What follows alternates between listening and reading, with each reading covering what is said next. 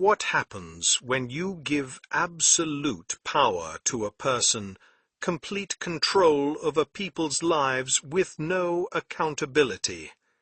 Now imagine granting that power to an evil noblewoman who views her serfs as mere subjects for experiments in depravity. Allow me to introduce Darya Saltykova, known as Saltychikha, who ruled her estate like a tyrant queen, transforming routine discipline into ritualistic murder. She stands as one of history's most chilling serial killers. Picture this. You're a servant in an 18th century Russian mansion. It's winter, and you hear a door latch stutter twice before catching. Your blood turns to ice. Everyone in the house knows that sound means someone is about to die. Your mistress, a purportedly devout Christian who kisses religious icons until the gold wears off, has decided it's time for another correction. By morning, another name will be scratched off the ledger with two simple words: ran away. Except nobody ran anywhere. They're buried under the snow behind the laundry house, and you helped dig the hole. This is the true story of Darya Saltykova, known as Saltychikha, who became one of history's most prolific serial killers while hiding behind the mask of Russian nobility and Orthodox piety. Between 1755 and 1762, she tortured and murdered at least 38 of her own serfs, with some accounts suggesting the number reached as high as 138.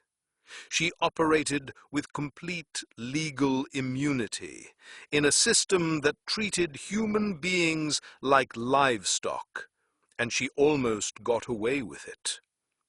What makes this case extraordinary isn't just the body count. It's how she transformed the routine brutality of serfdom into an elaborate ritual of sadistic murder, all while maintaining the perfect facade of a grieving Christian widow. This is the story of absolute power corrupted absolutely, and of the desperate courage it took to finally bring her down. Darya Nikolaevna was born into Russian aristocracy in 1730, when the Romanov dynasty ruled over an empire built on the backs of millions of enslaved peasants. At 25, she married into even greater wealth and power, becoming mistress of a sprawling estate populated by hundreds of serfs, human beings legally classified as property, bound to the land like livestock. Her husband died young in 1755, leaving her a widow with absolute authority over an empire of human misery. And that's when the killing began.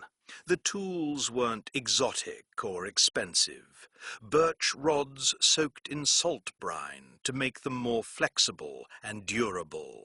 Braided leather whips, iron-reinforced boots, and the Russian winter itself. Her weapons were the cold, isolation, and a legal system that had deliberately made her victims invisible. The cultural framework of correction provided the perfect cover.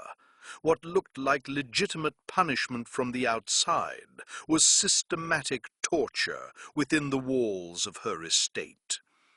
The house itself became an accomplice to murder. Servants developed survival instincts that would make wild animals proud, learning to read atmospheric pressure like approaching storms. They memorized the sound of her footsteps on wooden floors versus stone, the rhythm of her breathing before eruptions of violence, the particular quality of silence that preceded death. That stuttering door latch near the kitchen became an early warning system.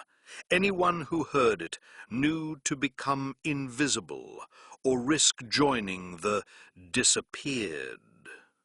Her psychological profile reads like a textbook case of sadistic personality disorder, amplified by unlimited power. She wasn't a woman who snapped under pressure or lost control in moments of rage. She was methodical, calculating, and creative in her cruelty. Former servants who survived would later describe her moods as weather patterns they learned to navigate. Periods of deceptive calm, followed by explosive violence that could last for days. The escalation pattern followed a predictable trajectory. Early punishments mimicked accepted norms of the era, harsh but not necessarily fatal consequences for broken dishes, spilled tea, or missed tasks. But each act of violence seemed to feed something hungry inside her. Correction became ritual. Ritual became compulsion.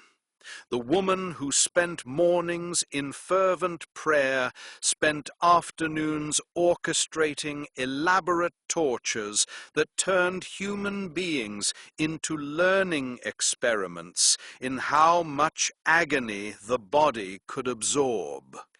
Here's what makes her case psychologically fascinating and historically terrifying.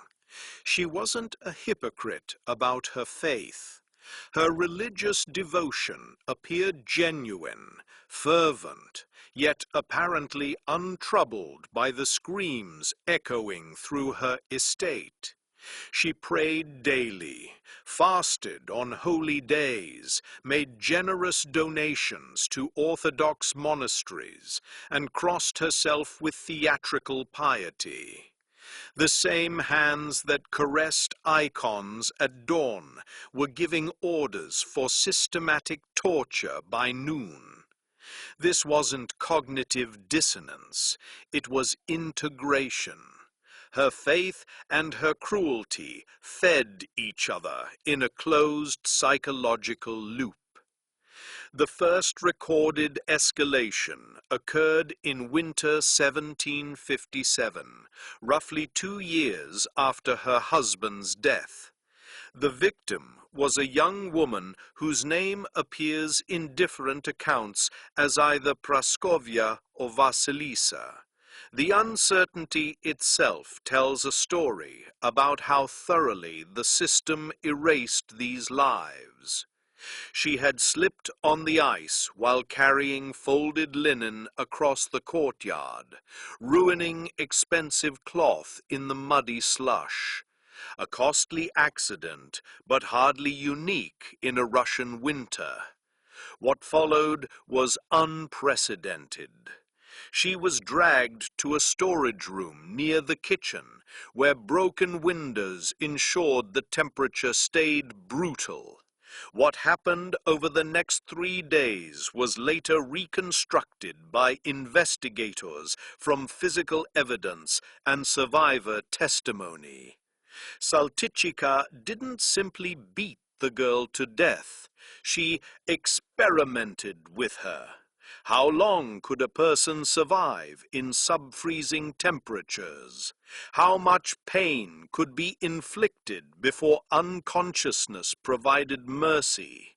What sounds would she make at different stages of dying? On the 4th day, the girl was gone. The estate steward, a man whose own survival depended on bureaucratic complicity, opened his ledger and wrote 2 words next to her name: ran away.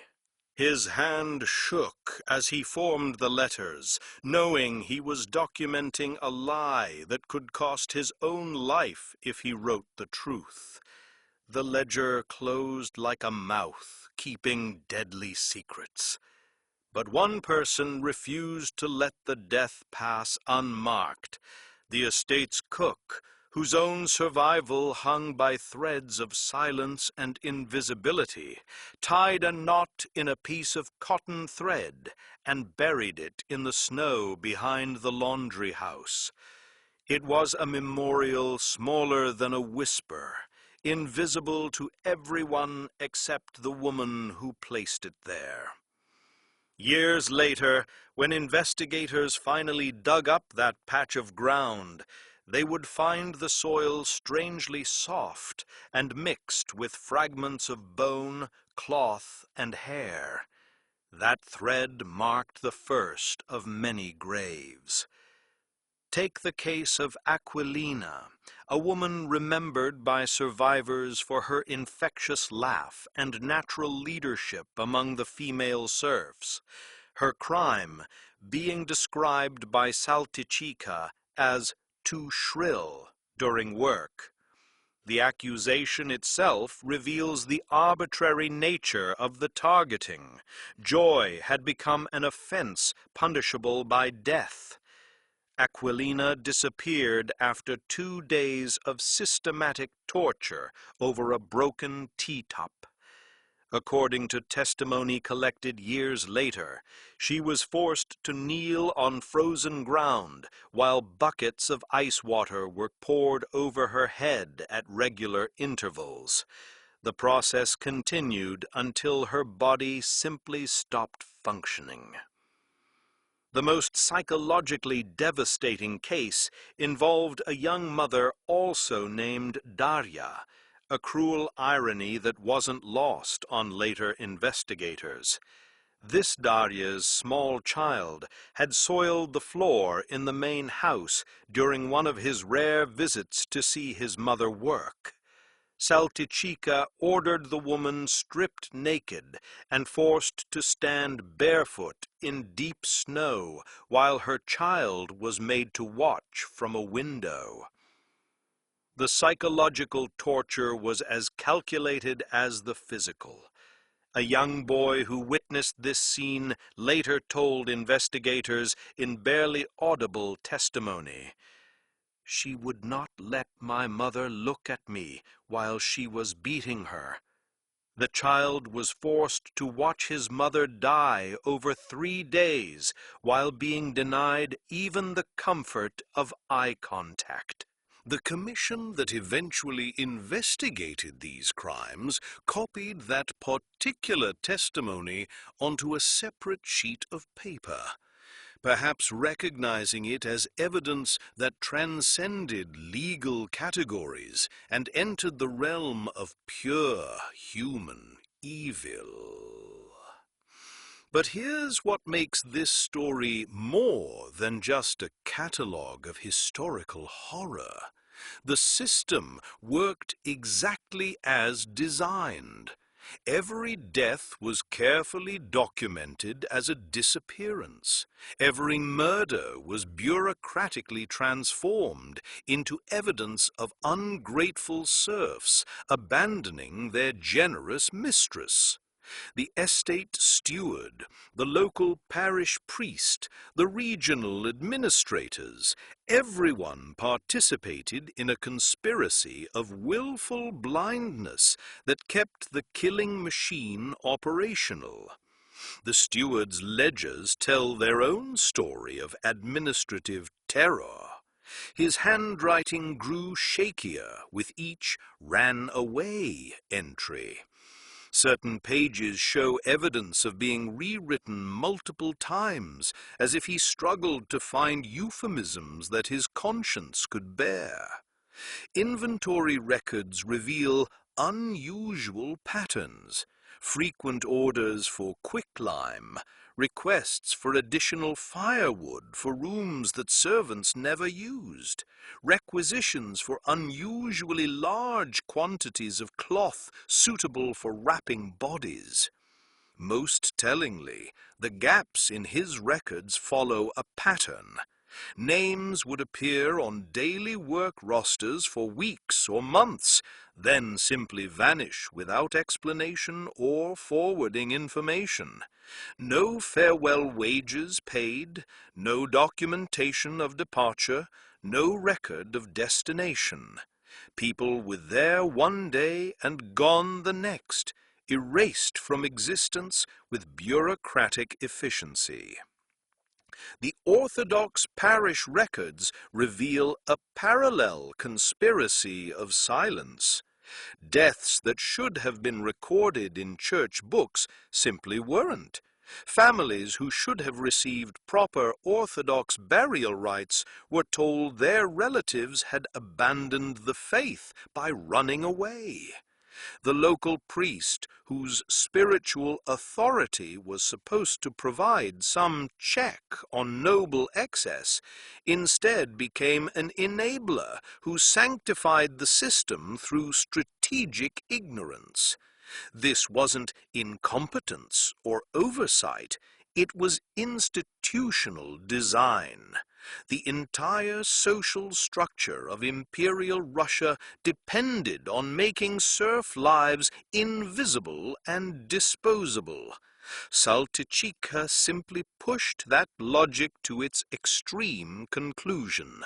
If serfs weren't fully human in legal terms, if their testimony carried no weight in courts, if their disappearance generated no investigation, then killing them wasn't really murder in any sense that mattered to the power structure. What's remarkable is how long this system maintained itself through collective self-deception.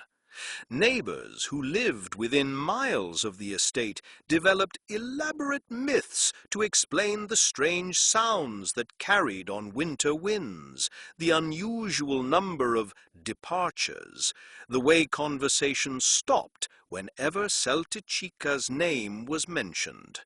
Everyone knew something was wrong. Nobody wanted to know exactly what. The breakthrough in this wall of silence came from an unexpected source, grief that refused to be buried. Sava and Yermolai weren't revolutionaries or reformers. They were simply relatives of women who had run away and never sent word home. In a culture where family bonds were sacred and communication with distant relatives was treasured, the complete silence from the estate began to feel less like abandonment and more like death. These two men spent months gathering testimony from escaped serfs, dismissed workers, and anyone else who had witnessed life inside Saltychikha's domain. What they assembled wasn't a formal legal document. They lacked the education and social standing for that. Instead, they created what amounted to a collective testimony, a chorus of voices all saying the same impossible thing. Their relatives hadn't run away. They had been murdered. The decision to petition the imperial government was essentially suicidal. Serfs who wasted official time with false accusations could face punishment ranging from brutal flogging to execution. The legal system was designed to make such complaints impossible, and the social structure existed to ensure that noble reputations remained protected from peasant gossip. But 1762 wasn't an ordinary year in Russian history. Catherine II had recently seized power in a coup, and her reign depended on projecting an image of enlightened reform to European observers and domestic nobles alike. She corresponded with Voltaire, hosted salons that celebrated reason and justice, and publicly advocated for philosophical ideas about natural law and human dignity. Her political survival required demonstrating that Russian governance could be modern and rational. More pragmatically, she needed to establish her authority over the noble class without triggering aristocratic rebellion. A spectacular legal case that demonstrated the limits of noble privilege could serve multiple political purposes.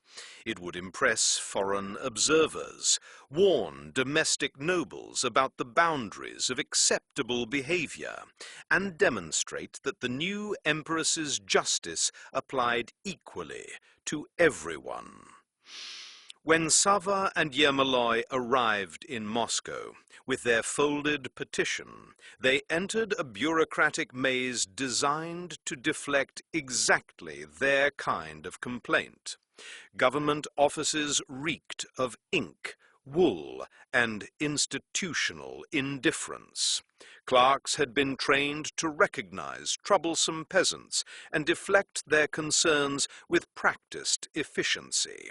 Most such petitions never moved beyond the first administrative filter. But something was different this time. Whether it was the sheer volume of specific accusations, the consistency of testimony from multiple sources, or simply luck in encountering a clerk who had heard rumors about the new empress's reform agenda, their petition began moving upward through administrative channels that hadn't seen movement in decades. What happened next would determine whether the Russian legal system could bend enough to accommodate justice, or whether noble privilege would prove stronger than imperial authority. In offices that had been silent for generations, quills began moving across paper, and machinery that had rusted into inaction began to creak back to life.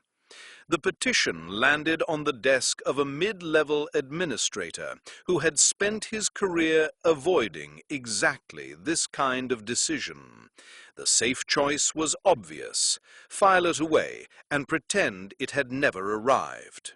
The dangerous choice was to treat peasant testimony as potentially credible, and noble reputation as potentially false. Everything in his training and experience told him to protect the system that fed him. But Catherine's court was sending different signals. Reform was fashionable. Enlightenment was politically advantageous. This particular case offered an opportunity to demonstrate progressive values without threatening the fundamental structures of power. After all, punishing one psychotic noblewoman for extreme behavior wouldn't endanger the broader system of serfdom that kept the empire functioning. The administrator made a career-defining choice. He sent the petition upward with a cautious recommendation for preliminary investigation, not because he believed the accusations, but because he recognized the political utility of appearing to believe them. Sometimes justice arrives through cynical calculation rather than moral awakening. In a palace antechamber, lit by winter light filtering through frosted windows, a file began moving through channels that connected peasant testimony to imperial attention. The petition itself was crude, repetitive, and written in barely literate language that reflected its author's educational limitations. But the consistency of detail across dozens of witness accounts created a kind of evidence that even prejudiced administrators couldn't entirely dismiss. And somewhere in the machinery of imperial bureaucracy, wheels that had been frozen for decades began to turn. The investigation that followed wasn't swift justice. It was imperial machinery grinding slowly toward an inevitable conclusion. When Catherine II's commission finally formed in early 1762, it consisted of men who understood that they were participating in a political theatre as much as in a legal procedure. Their job wasn't just to determine guilt or innocence, but to demonstrate that the new empress's enlightened rule could hold even the nobility accountable. The commissioners were carefully chosen, experienced investigators with reputations for thoroughness, but also men who understood the delicate political balance required. They needed to be credible enough to satisfy European observers watching Catherine's commitment to reform, but pragmatic enough not to destabilize the entire serf system that kept the empire functioning. They were hunting a monster, but they were also protecting a system that created monsters.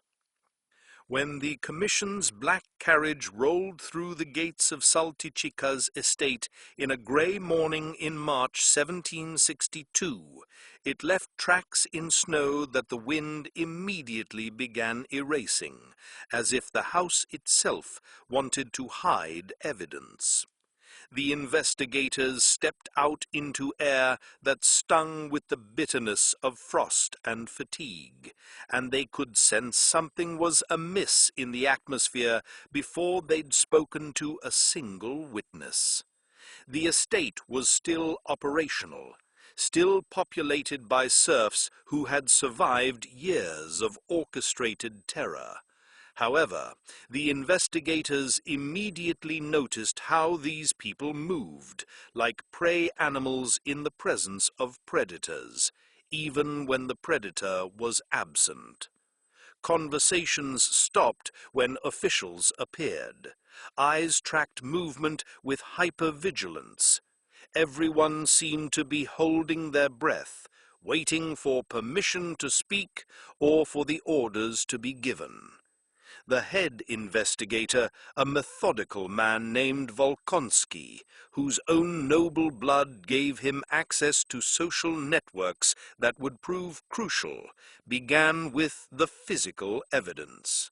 What they found in their meticulous examination of the estate read like a forensic textbook written in blood and desperation. Room after room told stories of deliberate cruelty.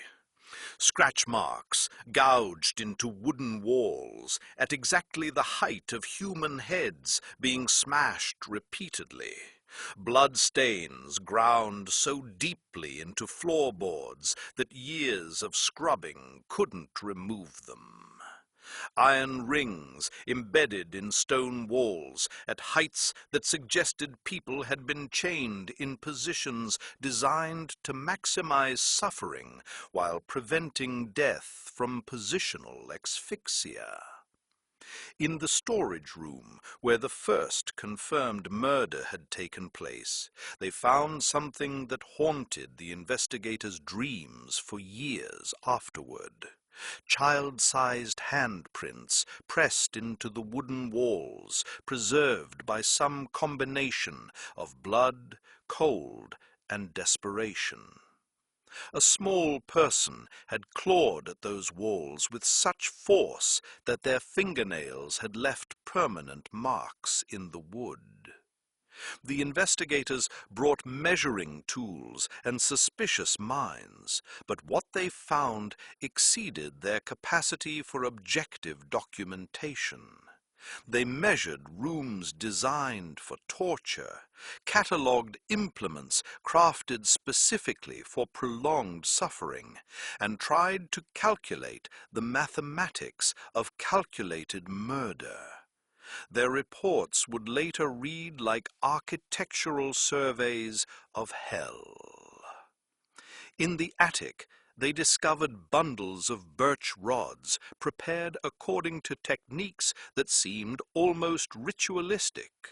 The wood had been soaked in salt brine for weeks to achieve maximum flexibility without breaking, then dried and stored in conditions that preserved them like sacraments.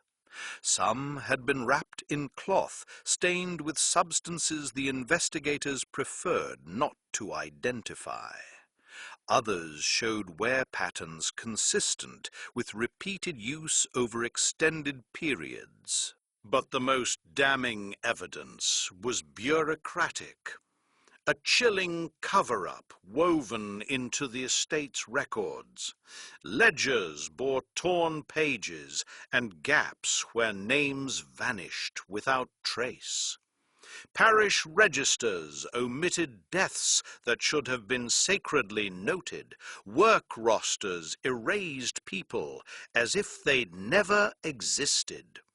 This wasn't incompetence, but a deliberate conspiracy of silence involving stewards, priests, and administrators, all complicit in transforming murders into disappearances.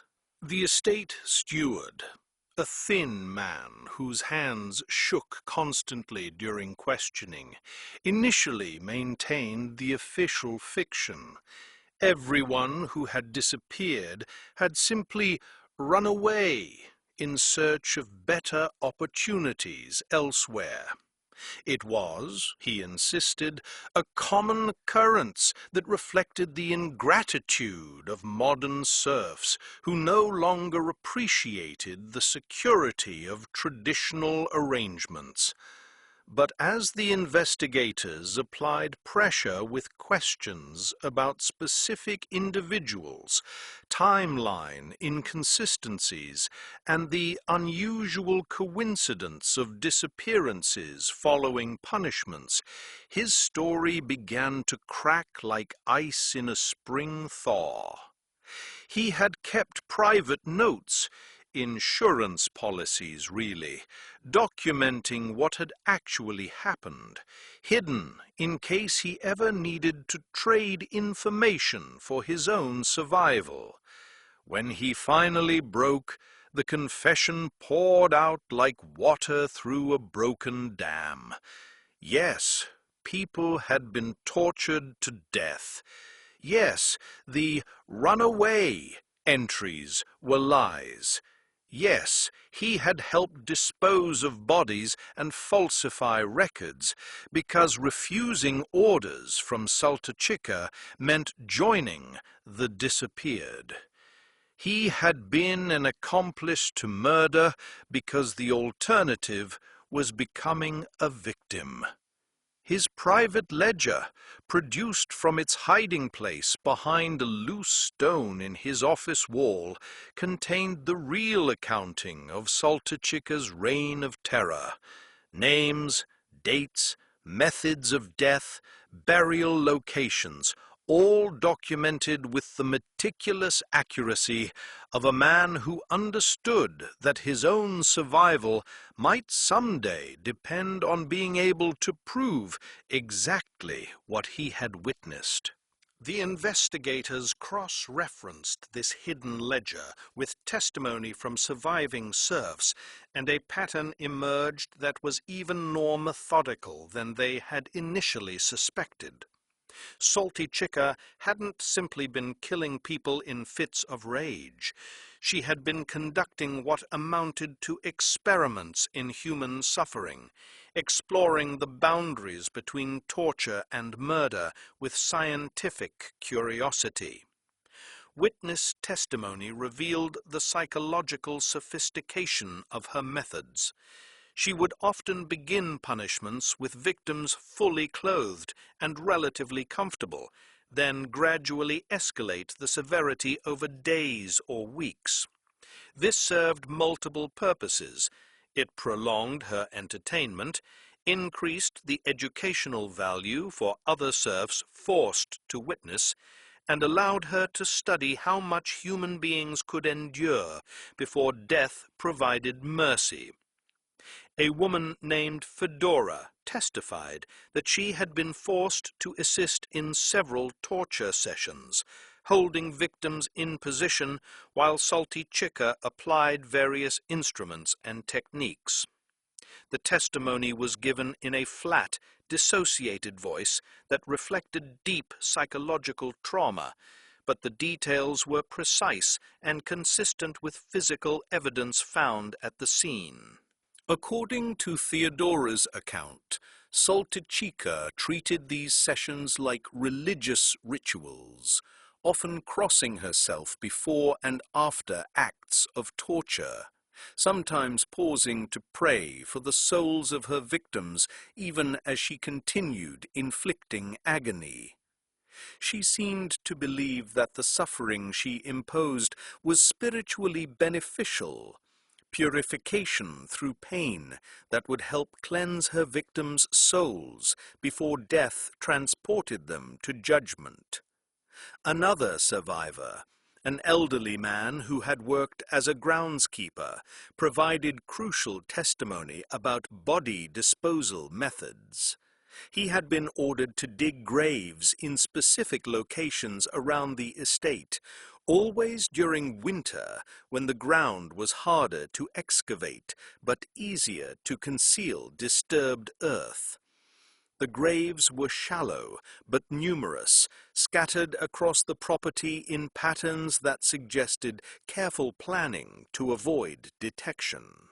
When investigators excavated the areas he identified, they found exactly what his testimony predicted: hastily buried remains mixed with quicklime to accelerate decomposition, wrapped in estate linens that could be traced through inventory records, positioned in ways that suggested people had been buried immediately after death without orthodox burial rites. The physical evidence corroborated witness accounts with horrifying precision. Bone fragments showed injuries consistent with systematic beatings. Textile remains matched descriptions of clothing worn by specific victims on their last recorded days. Most damning of all, the positioning of remains suggested that some victims had been buried while still alive, a detail that even hardened investigators found difficult to document in official language. But the Commission's work wasn't just about establishing facts. It was about navigating the political complexities of prosecuting nobility in a system built on aristocratic privilege.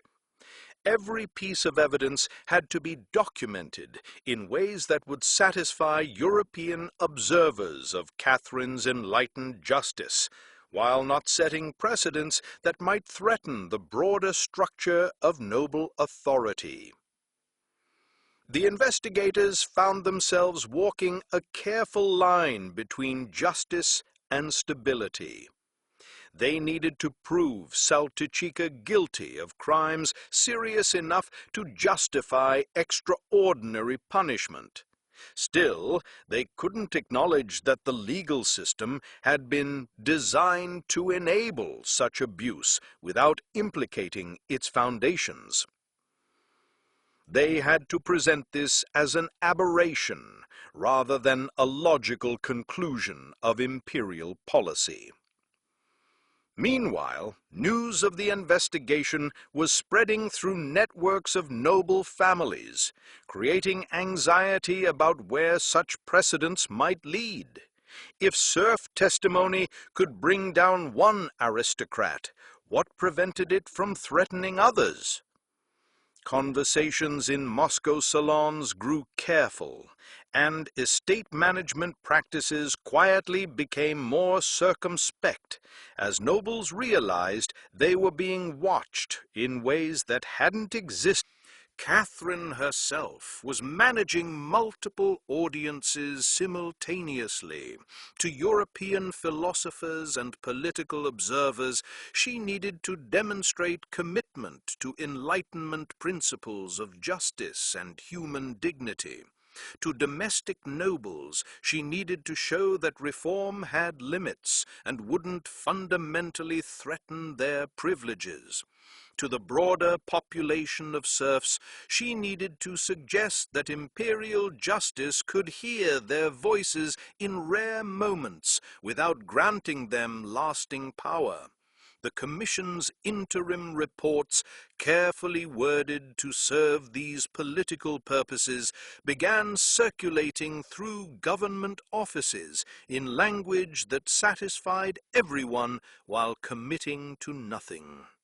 Saltychikha was described as an individual whose excessive interpretation of household correction had exceeded customary bounds in ways that contradicted both legal precedent and Christian mercy. This bureaucratic euphemism translated into common language meant she had tortured people to death, but we're going to describe it in ways that don't challenge the legal right of nobles to torture people as long as they don't kill them. The distinction was crucial for maintaining system stability while punishing individual excess. As spring arrived and investigation sites became more accessible, the scope of Saltychikha's crimes became undeniable, even within the constraints of official language. The Commission's final count identified 38 confirmed murders, with strong evidence suggesting the actual number might exceed 100. They had uncovered what amounted to a private death camp, operated under the legal cover of household discipline. But the most political significant aspect of their findings wasn't the body count. It was the orchestrated nature of the cover-up that had sustained her reign of terror.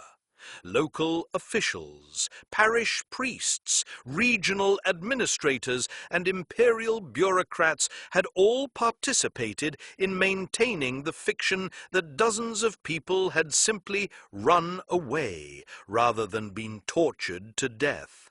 This implicated not just one psychotic noblewoman, but an entire network of institutional complicity that reached into the highest levels of imperial administration.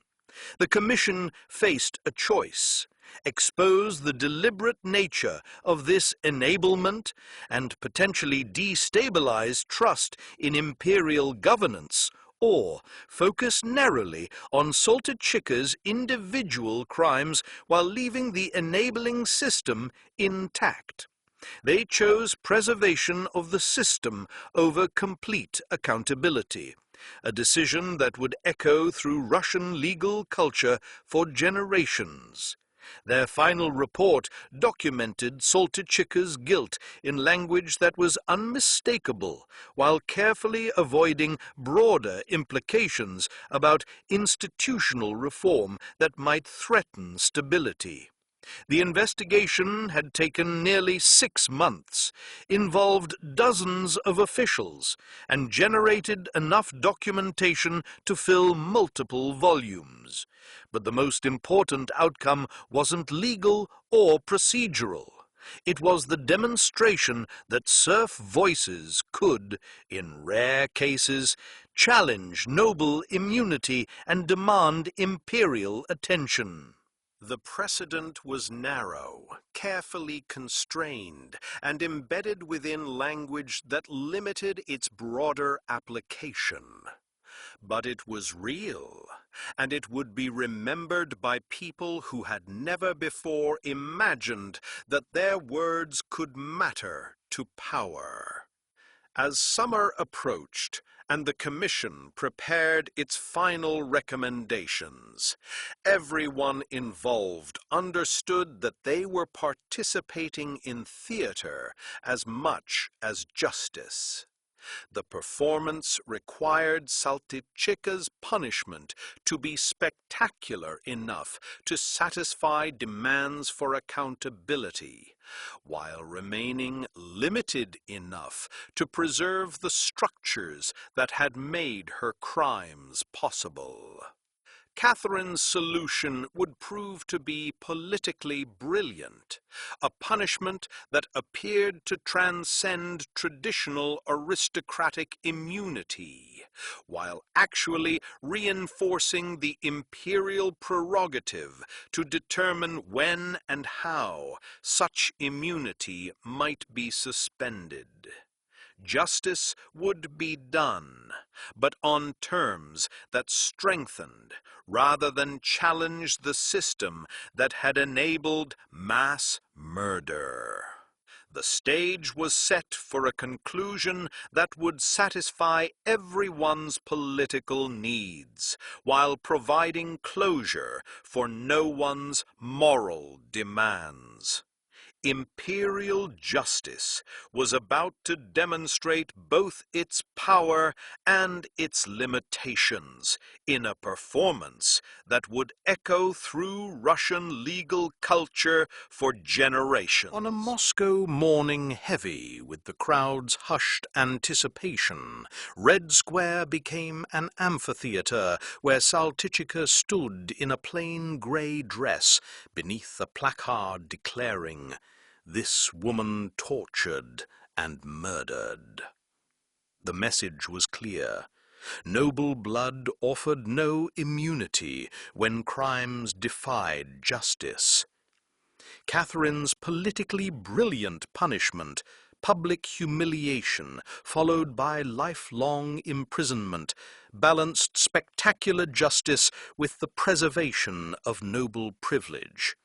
It satisfied European observers, cautioned domestic nobles, and hinted at imperial protection for serfs without threatening the system. As charges echoed across Red Square, naming victims Akulina, Marfa, Darya, the crowd's whispers grew into a collective recitation, a memorial within the legal spectacle, unchecked by guards to serve Catherine's aims. The sentence, life in Ivanovsky Convent's dark cell, blended mercy and punishment, leaving the crowd torn between cheers and unease at noble degradation. In Ivanovsky Convent's dim cell, Saltychikha's identity, built on power, faded. She stared at an icon with cold detachment, unmoved by her crimes or confinement, her fervent devotion unchanged from her murderous years. As she diminished, her case's ripples began reshaping society. The case had shown that serf testimony could, in exceptional moments, gain traction against noble privilege, a precedent that shifted the psychological landscape for those who had long been invisible. Administrators tracked serf deaths, priests filled registers, and managers refined discipline to stay within limits that avoided scrutiny, not from morality, but fear of imperial attention. These shifts were not revolutionary, but they saved lives by limiting abuse within a system that remained intact. By the 1780s, the Saltychikha case became a legal touchstone, referenced in courts and studied as proof that noble abuse could, in exceptional cases, face consequences, though serfdom's structures endured. Word of this rare justice spread through serf communities, planting a seed of hope that voices could sometimes be heard. On January 27, 1801, Darya Saltykova died quietly in her cell, her grave unmarked, her crimes faded from public memory. But Akulina, who laughed too loudly, Marfa, who hummed while working, Darya, who died while her child watched, lived on in records, precedents, and oral traditions. The estate's scars, cracked samovar, stained floorboards, faded, but the demonstration that peasant voices could, on rare occasions, force accountability from power endured. The ledger of lies was closed, but new ledgers opened, ready to document voices the empire learned, in rare instances, to hear.